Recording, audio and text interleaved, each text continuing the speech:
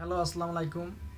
আজকের ভিডিওটা বানানো দুঃখ ভরা মন নিয়ে কিছুক্ষণ আগে আমি রায়বাজারে গেছিলাম। তা আমি রাস্তার সাইড দিয়ে হাঁটছিলাম। এক রিক্সাওয়ালায় আমার গার সাথে লাগাই দেখুন, আমাকে তো আঘাত করছেই। এই যে আমার শরীরে কি আঘাত করছে দেখেন, আঘাত, জামা চিরে একদম গত হয়ে গেছে এখানে। তাকে আমি ডাক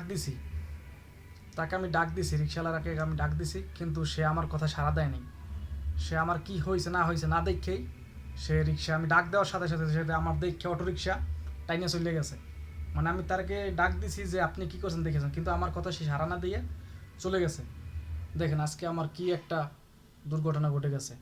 এই যে আমার শরীরে প্রচুর ব্যথা ভাই, এখানে রডের গুঁতো লাগছে, একদম জামা ছিঁড়ে দেখছেন অবস্থা।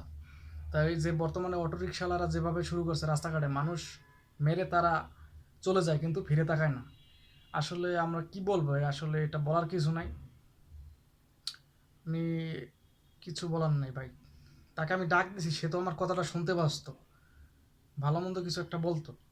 দেখেন এখানে একদম কি অবস্থা, শার্ট চিরে মানে ভিতরে ঢুকে গেছে, কি ভয়ানক অবস্থা। এটার কি কি করা উচিত কোন, এদের কি করা উচিত আপনারা একটু জানাবেন কমেন্টে যে এদের কি করলে ভালো হয়।